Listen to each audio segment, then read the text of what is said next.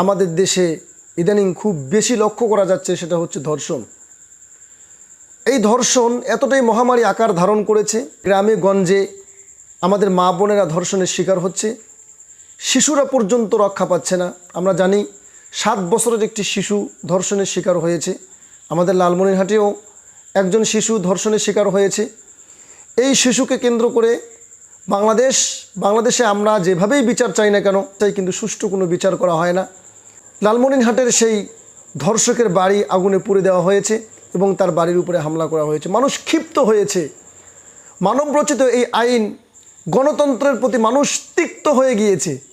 মানুষ এখন আর এই গণতন্ত্রকে পছন্দ করে না।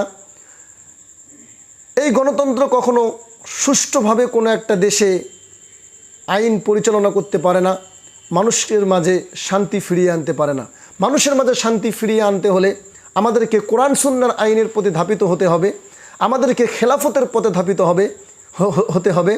আজ যদি আমাদের বাংলাদেশে খেলাফত প্রতিষ্ঠিত থাকতো, আজ যদি কোরআন সুন্নাহ মোতাবেক আমাদের বাংলাদেশের আইন এবং প্রশাসন বিভাগ পরিচালিত হতো, তাহলে কখনোই আমাদের বাংলাদেশে এই সমস্ত ধর্ষকরা মাথাচাড়া দিয়ে উঠতো না। কারণ কোরআনে কারীম বলে দিয়েছে একজন ধর্ষকের শাস্তি কি হতে পারে, একজন ধর্ষকের শাস্তি কি হবে সেটা কোরআনে কারীম স্পষ্টভাবে বলে দিয়েছে।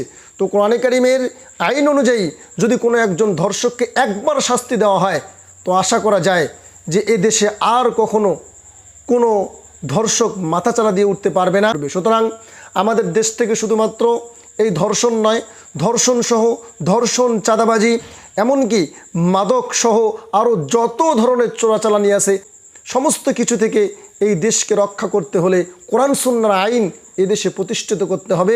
কোরআন সুন্নাহর দিকে এদেশের সমস্ত মানুষকে ধাবিত হতে হবে। কোরআন সুন্নাহর আইন শুধুমাত্র মুসলমানের জন্য নয়, কোরআন সুন্নাহর আইন প্রত্যেকটা মানুষের জন্য, ইহুদি খ্রিস্টানদের জন্য, হিন্দুদের জন্য, এমনকি মুসলমানদের জন্য। সুতরাং আমরা যদি কোরআন সুন্নাহর প্রতি ধাবিত হই, তাহলে আমরা একটি সুন্দর ও সুষ্ঠু সমাজ গঠন করতে পারব। সুন্দর ও সুষ্ঠু সমাজ গঠন করতে হলে অবশ্যই আমাদেরকে কোরআন সুন্নাহর আইনের দিকে ধাবিত হতে হবে।